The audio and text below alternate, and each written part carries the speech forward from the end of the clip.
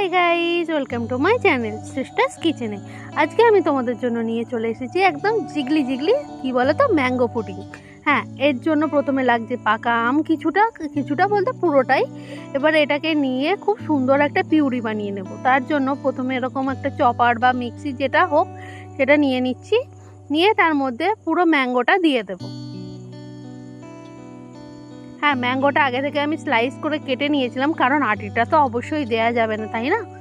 তো ম্যাঙ্গোটা দেয়া হয়ে গেলে এর মধ্যে অ্যাড করে দিচ্ছি হাফ কাপ মতো চিনির জায়গায় তোমরা সুগার পাউডার ইউজ করতে পারো। আর দিচ্ছি কিছুটা পরিমাণ জল, স্মুথ একটা পিউরি হওয়ার জন্য। পিউরি বলতে ঘন ঘন পিউরিটা না, এটা একটু জলজলে টাইপের হবে। সেটা হলেই কিন্তু আমাদের পুডিংটা একদম জিগলি জিগলি টাইপের হবে। আর যদি তোমরা টাইট পুডিং চাও সেক্ষেত্রে জলটা নাও দিতে পারো।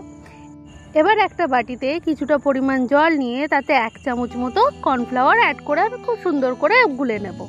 হ্যাঁ, এটা দেখতে হবে এর মধ্যে যেন কোনো রকম দানা না থাকে, তো সেইভাবে গুলে নিতে হবে। আর কর্নফ্লাওয়ার এমনি জলে খুব সুন্দর গুলে যায়। হ্যাঁ, গরম জলে কিন্তু গোলা যাবে না, ঠান্ডা জলে গুলতে হবে। এবার একটা প্যান নিয়ে সেটাকে কিছুটা হিট করে কমিয়ে দিয়ে তার মধ্যে কর্নফ্লাওয়ার ওয়াটারটা ঢেলে দেবো। এটাই আমাদের জেলি হওয়ার কিন্তু মেন ইনগ্রিডিয়েন্ট। আমি এখানে কোনো রকম জেলি বা আগার আগার পাউডার বা জেলিটান কোনো কিচ্ছু ইউজ করছি না। এটা পিওর জেলি হবে, জিগলি টাইপের হবে, আর ভিগেনও হতে পারে। তোমরা যারা ভিগেন পছন্দ করো এটা এইভাবেও খেতে পারো। আমাদের পিউরিটা হয়ে গেছে, দেখতেই পাচ্ছ কি সুন্দর স্মুথ একটা পিউরি হয়েছে। এরকম জল জল টাইপের পিউরি আমাদের দরকার। ততক্ষণে আমাদের এই যে কর্নফ্লাওয়ারটা জল দিয়ে গুলে নিয়েছিলাম এটা কিন্তু কালার ছাড়তে শুরু করে দিয়েছে।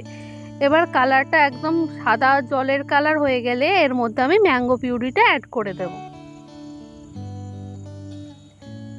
ম্যাঙ্গো পিউরিটা অ্যাড করে দেওয়ার পর খুব সুন্দর করে ম্যাঙ্গো পিউরিটার সাথে কর্নফ্লাওয়ার ওয়াটার সেটা খুব সুন্দর করে মিক্স করে নেব।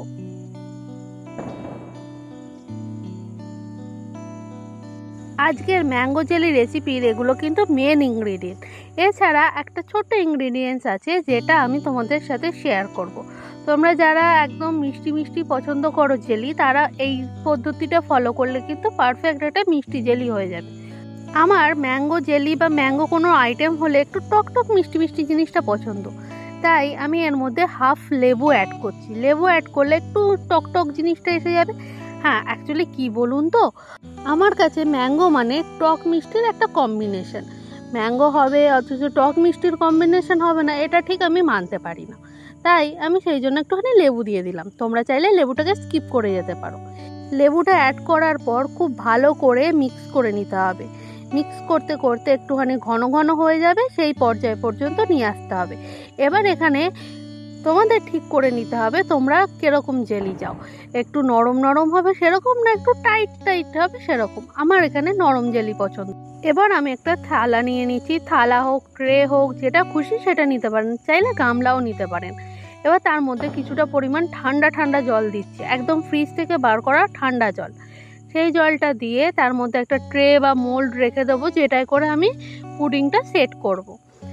সেটা রাখার পর কিছুক্ষণ ঠান্ডা হওয়ার পর একে একে পুডিংটা নিয়ে আমি ট্রে বা মোল্ডের মধ্যে ঢেলে দেবো। হ্যাঁ, অবশ্যই যখন জেলি রেডি করতে হবে তখন কিন্তু লিকুইড ফর্মেই থাকতে হবে। বেশি ঘন হয়ে গেলে কিন্তু পরে আরও টাইট হয়ে যাবে, সেটা খুব বাজে লাগবে।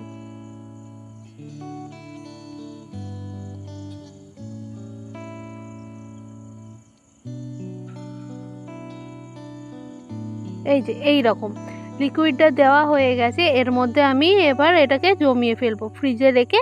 এই যে দেখতেই পাচ্ছ কি সুন্দর জেলি হয়ে গেছে, একদম জিগলি জিগলি জেলি। এরকম সব জেলি পেতে গেলে কিন্তু আমার রেসিপিটাকে অবশ্যই ফলো করতে হবে। এবার যে সুন্দর জিগলি জিগলি জেলিটা আমার তৈরি হয়ে গেছে সেটাকে ওপর দিয়ে পুদিনা পাতা আর ড্রাই রোজ পেটেল দিয়ে সাজিয়ে নিচ্ছি। টাডা, আমাদের যে ম্যাঙ্গো জেলি কিন্তু রেডি হয়ে গেছে।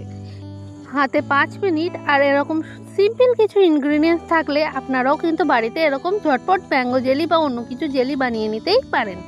আর আজকের আমার ভিডিওটা ভালো লেগে থাকলে তাহলে অবশ্যই লাইক শেয়ার সাবস্ক্রাইব করে দেবেন। And thank you.